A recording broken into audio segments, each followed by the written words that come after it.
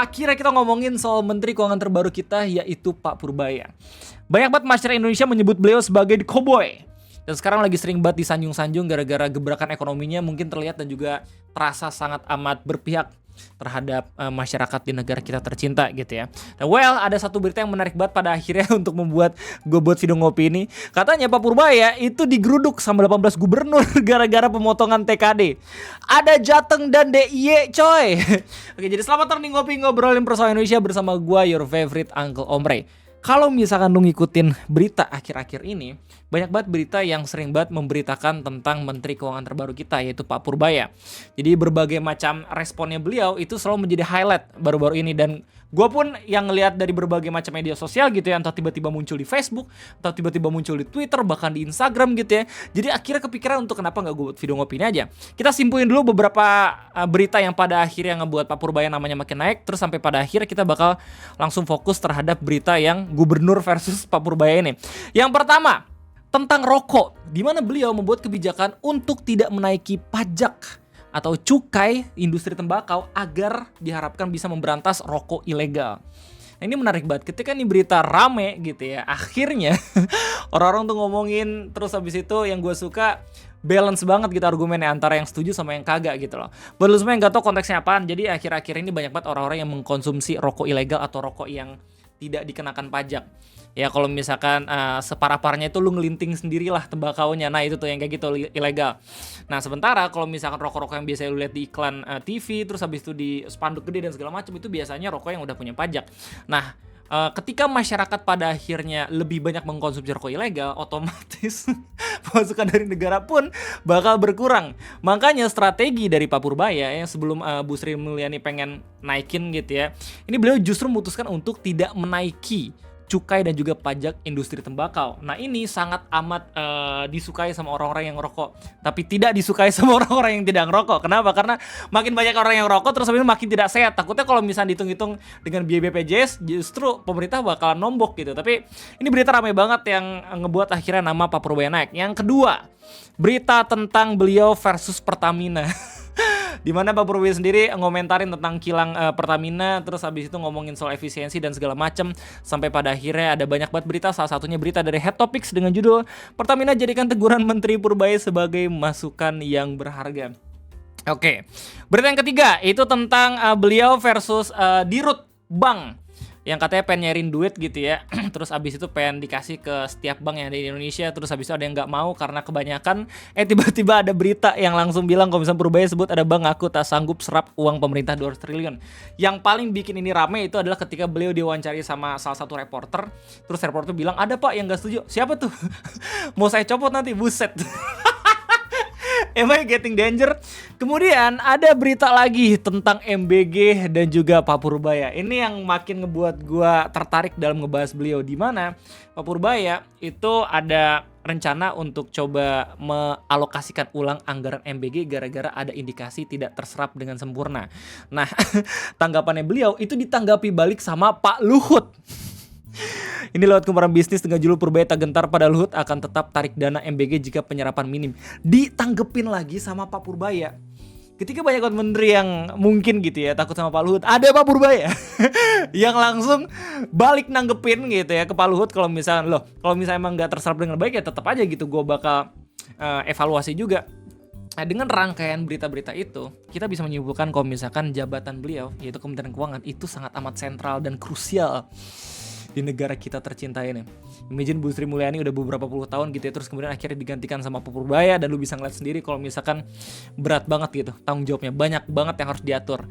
Dan baru-baru ini ada berita katanya 18 gubernur menggeruduk Menko Purbaya untuk protes pemotongan TKD. Nah berita ini menurut gua akan menjadi berita yang sangat amat menarik untuk kita diskusikan. Karena apa? Karena hasil dari pemotongan TKD ini mungkin bakal berpengaruh sama kehidupan kita sebagai masyarakat daerah. Oke, jadi selamat datang di Ngobrol Bersama Indonesia. Gue sok-sok lo semua untuk sama memberikan ruang ketidakpercayaan untuk tokoh-tokoh publik yang sekarang tuh lagi ramai banget dibicarain. Even ketika lu sekarang lagi idolain, kayak misalkan Mus Nice lah, terus abis itu Pak Lembong misalkan, terus abis itu KDM, bahkan Pak Purbaya sendiri. Sebelum gue buat video ngopi ini, gue harus disclaimer dulu juga kalau misalkan gue bukan expert di bidang keuangan, gue bukan ahli yang pernah sekolah gitu ya di STAN dan segala macam kayak Om Ferry Irwandi. Gue cuma sekedar orang yang baca berita dan gue pengen share ke lu semua informasi apa yang udah gue baca gitu. Dan gue juga sedikit coba untuk hitung-hitungan kasar dibantu sama GPT gitu ya terkait adanya berita ini. Jadi video ngopi ini juga gue rangkum dari beberapa berita yang udah gue baca, kayak misalnya dari Kompas, terus habis itu dari CNN dengan judul Ramai-ramai Gubernur Protes Purbaya Soal Anggaran Daerah Dipotong. Lalu kita bakal lihat video dari Metro TV di mana ini tanggapan dari beberapa gubernur yang emang udah datang gitu ya ke Kementerian Keuangan. Kalau nggak salah mereka langsung ke kediaman Pak Purbaya gitu ya. Lalu ada berita terakhir dari Kompas yang menurut gue lucu banget. Nanti gue kasih tau konteksnya kenapa ini berita lucu. Oke, jadi melalui berita dari Kompas dikasih tahu kalau misalkan gelombang protes datang dari para kepala daerah terhadap kebijakan pemerintah pusat yang memangkas anggaran TKD atau transfer ke daerah. Pada hari Selasa, tanggal 7 Oktober 2025, sejumlah gubernur dari berbagai provinsi tampak beriringan menuju gedung Kementerian Keuangan di Jakarta untuk menyampaikan keberatan mereka. Ini sesuatu yang luar biasa loh, maksudnya semua gubernur tiba-tiba datang gitu ke Jakarta. Gokil. Bisa kan yang protes gitu, yang demo itu kan masyarakat yang kerja gitu ya, yang budak korporat gitu, kita yang mahasiswa. Tiba-tiba ini gubernur semuanya pada datang. Karena ngomongin apa? Ngomongin anggaran daerah yang turun ke daerah mereka masing-masing yang kepotong lewat TKD.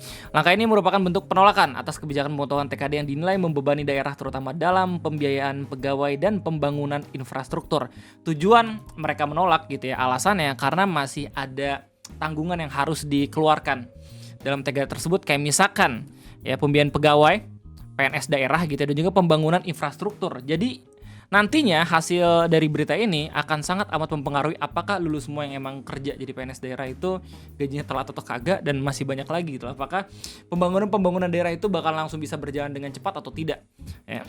Pertemuan tersebut dihadiri langsung oleh Menteri Keuangan Purbaya Yudi Sadewa bersama para anggota Asosiasi Pemerintah Provinsi seluruh Indonesia. Oh, ada asosiasinya. Ya, ada grup WhatsApp-nya juga nggak? Sebanyak 18 gubernur hadir dalam audiensi ini, termasuk Gubernur Jawa Tengah dan Gubernur Daerah Istimewa Yogyakarta. 5 provinsi tercatat absen, sementara 8 lainnya mengirimkan perwakilan. Nah, ini gue masih belum tahu ini 5 provinsi yang mana.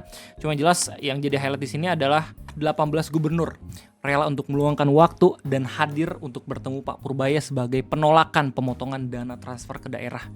Ya, 18 gubernur yang hadir itu ada dari Jambi, Kalimantan Timur, Kalimantan Utara, Kepulauan Bangka Belitung, Banten, Kepulauan Riau, Jawa Tengah, Sulawesi Tengah, Maluku Utara, Sumatera Barat, Daerah Istimewa Yogyakarta, Papua Pegunungan.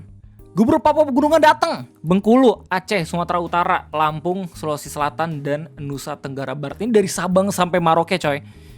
Sementara Gubernur Maluku Utara, Shirley Joanda, menjadi salah satu juru bicara dalam pertemuan tersebut. Nah, kabarnya juga dikasih tahu ke awak media gitu ya. Soalnya dari berita Metro TV lu bisa lihat sendiri bagaimana penyampaian dari Bu Shirley gitu ya terkait adanya hasil diskusi sama Menteri Keuangan. Total dana transfer dari pusat ke daerah untuk Provinsi Maluku Utara secara keseluruhan itu kita tahun 2025 itu 10 triliun sekian, di tahun 2026 itu sisa 6,7, jadi kita kepotong 3,5 triliun. Jadi intinya setiap daerah mungkin kepotong 20, 30 bahkan ada yang sampai 50% gitu ya TKD-nya, dan banyak dari mereka yang protes karena masih banyak pengeluaran yang harus dilakukan, yang harus dikeluarkan gitu untuk infrastruktur dan juga operasional daerah masing-masing. Video lengkapnya lo bisa lihat sendiri dari berita Metro TV, tapi kita bakal coba buat baca lagi berita dari Kompas karena nanti di sini lo mungkin bakal tahu alasan kenapa ada alokasi anggaran yang dilakukan sama Pak Purbaya. Kemana sih pada akhirnya ini anggaran yang terpotong dari daerah masing-masing. Jadi Gubernur Maluku Utara menegaskan kalau misalkan semuanya tidak setuju karena kemudian kan ada beban PPPK atau pegawai pemerintah dengan perjanjian kerja yang cukup besar dan ada janji untuk pembangunan jalan dan jembatan yang cukup besar. Dengan pemotongan yang rata-rata setiap daerah hampir 20-30% untuk level provinsi dan di level kabupaten bahkan ada tadi dari Jawa Tengah yang hampir 60-70%. Itu berat. Menurut Shirley, banyak daerah kini kesulitan menyeimbangkan belanja pegawai dengan pembangunan infrastruktur. Kalau transfernya dikurangi, mau tak mau daerah akan memotong program lain. Padahal masyarakat menunggu janji-janji pembangunan yang sudah kami tetapkan. Atau mungkin bakal ada daerah yang memotong kontrak kerja orang-orang yang sudah ada di ya struktur daerahnya masing-masing gitu loh. Nada serupa juga disampaikan Gubernur Aceh Muzakir Manaf yang menilai pemotongan TKD justru berpotensi menghambat pemerataan pembangunan daerah. Beliau bilang Aceh punya kebutuhan khusus terutama untuk pembangunan infrastruktur pasca rekonstruksi. Kalau anggaran dipotong, otomatis banyak program yang akan tertunda. Ini baru 3 hari beliau ini ya padam ya se-Aceh. Nah, responnya kayak gimana dari Pak Purbaya terkait adanya protes dari setiap gubernur di Indonesia? Beliau bilang itu normal karena masing-masing terpotong gitu ya, jadi pasti pada protes gara-gara pengen anggarannya itu dinaikkan lagi gitu. Beliau bilang kalau semua orang angkanya dipotong ya pasti semuanya nggak setuju, itu normal. Namun ini menegaskan bahwa sebelum minta tambahan anggaran, pemerintah daerah perlu meningkatkan efektivitas belanja dan tata kelola fiskal. Jadi secara tidak langsung gitu ya, ini sedang dilakukan efisiensi tapi versinya Pak Purbaya gitu. Biar seenggaknya pemerintahan daerah masing-masing itu bisa evaluasi anggaran dan ya nggak terlalu boros-boros banget gitu kalau misalnya pada akhirnya jadi pemerintah pusat juga kagak terbebani dengan anggaran yang transfer ke daerahnya masing-masing. Menurutnya kebijakan penyesuaian TKD diambil dengan mempertimbangkan kondisi fiskal nasional yang tengah ketat, di mana pemerintah pusat tidak mungkin terus menambah beban anggaran tanpa memastikan efektivitas penggunaannya. Banyak daerah yang serapannya rendah dan tidak tepat sasaran, ini yang harus diperbaiki. Di mana Pak Purbaya juga menyinggung adanya sisa lebih perhitungan anggaran Silpa yang masih tinggi di sejumlah daerah setiap tahunnya. Oh, gue inget. Pantesan kalau misalnya nganggarin sesuatu gitu ya harus habis tiap proyek. Soalnya nanti pasti bakal dipermasalahin ya sih. Meskipun kayak lebih itu berarti kita bisa hemat gitu ya. Berarti tidak seperti itu kalau misalkan di pembukuan kan udah dianggarin segitu. Kalau misalkan nggak habis ya berarti there's something wrong with that. Hal itu kata dia menunjukkan masih lemahnya manajemen keuangan di tingkat daerah. Kalau uangnya banyak tapi tidak dibelanjakan dengan efektif, hasilnya juga tidak akan terasa bagi masyarakat. Kita ingin setiap rupiah yang ditransfer berdampak nyata. Nah, yang paling menarik itu adalah paragraf terakhir, karena mungkin di paragraf ini kita bisa tahu ini alokasinya bakal pergi kemana. Kemenku atau Kementerian Keuangan tegaskan dialog masih terbuka. Jadi meski diprotes sama gubernur, Kementerian Keuangan menegaskan kebijakan pemangkasan TKD masih belum bersifat final di tahun 2026. Pak Purbaya mengatakan pemerintahan pusat masih membuka ruang dialog dengan APPSI agar penyesuaian dana transfer dilakukan secara proporsional dan tidak menghambat pelayanan publik. Nah, rencana ini menjadi salah satu isu paling hangat menjelang pembahasan RAPBN atau Rancangan Anggaran Pendapatan dan Belanja Negara 2026. Jadi ini beritanya untuk tahun 2026 ya, bukan untuk tahun 2025. Karena udah mau akhir tahun gitu ya, otomatis harus ada perencanaan anggaran juga. Pemerintah tengah berupaya menata ulang postur anggaran agar program strategis nasional seperti makan bergizi gratis atau MBG dan peningkatan kesejahteraan ASN tetap berjalan tanpa mengorbankan stabilitas fiskal. Dalam pandangan Purbaya, protes dari para kepala daerah merupakan bagian dari dinamika demokrasi fiskal yang sehat. Betul. Namun ia berharap semangat yang sama juga ditujukan dalam memperbaiki kualitas belanja daerah. Jadi ya dari sini kita mungkin bisa lihat ya kalau misalkan ini ditata ulang ya atau coba untuk diefisiensikan tahun 2026 biar bisa menyesuaikan untuk anggaran pusat dalam program strategis nasional kayak MBG dan juga peningkatan kesejahteraan ASN. Apakah ASN daerah juga termasuk peningkatan kesejahteraan yang emang diprioritaskan sama pemerintah ya nggak tahu gitu ya. Tapi kalau misalnya pada akhirnya dipotong katanya juga mereka-mereka yang di daerah bakal kena gitu. Kalau misalnya di antara kalian semua yang lebih tahu soal hal ini silahkan tulis di kolom komentar, soalnya gue masih nggak terlalu mengerti secara detail gitu. Yang jelas kalau misalnya ngomongin soal MBG gue langsung coba untuk bikin hitung-hitungan kasar karena gue juga penasaran sekarang tuh udah berapa banyak sih yang menjadi penerima, terus targetnya tuh sama pemerintah berapa sih. Soalnya seingat gue gitu ya, MBG itu kan dilakukan secara bertahap, nggak yang langsung 100% semua orang gitu yang emang jadi target langsung menerima gitu. Sekolah satu dulu, terus habis sekolah yang lain, baru abis itu ganti-gantian. Nah abis itu lama-kelamaan langsung menyeluruh kayak gitu.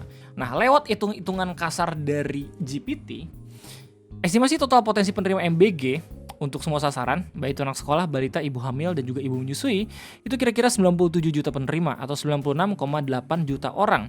Nah, kalau misalnya target pemerintah untuk total keseluruhan itu sekitaran 82,9 juta. Sekarang, udah berapa banyak orang yang terima? Itu sekitaran 2,7 juta orang atau sekitaran 13 triliun anggarannya. 18,3% dari pagu 71 triliun. Jadi, kalau misalnya dibandingin, sekarang baru seperempat orang menerima MBG dari total keseluruhan atau dari target nasional realistis kira-kira 23-27%. Nah, ini mungkin kan pasti bakalan naik gitu ya. Otomatis secara anggaran pun bakalan diatur sama pemerintah biar seenggaknya bisa menyerap makan bergizi gratis. Dan sepertinya itu bukan asumsi ya. Soalnya kalau misalnya lu lihat dari berita Kompas dikasih tahu kalau misalkan pemotongan TKD ini merupakan upaya dari pemerintah untuk menata ulang postur anggaran agar program strategis nasional itu bisa berjalan tanpa mengorbankan stabilitas fiskal. Kayak gitu. Ya, bahkan gue coba buat nge-cross check apakah benar gitu ya anggaran dipakai dari anggaran pendidikan. Ya beberapa berita mengatakan yes, ya kira-kira 44,2% gitu ya. Tapi sekali lagi kita nggak lagi ngomongin soal BG. Jadi gimana tanggapan kalian semua? Silahkan tulis di kolom komentar. Ini berita menarik banget. Jadi gue nunggu gimana hasil dan juga kelanjutannya. Cuma yang jelas itu aja mungkin yang bisa gue sampaikan. Terima kasih banyak. Jangan lupa buat likes dan jangan lupa buat subscribe. Minta hype-nya juga. Cukup sekian dari gue. Sampai jumpa.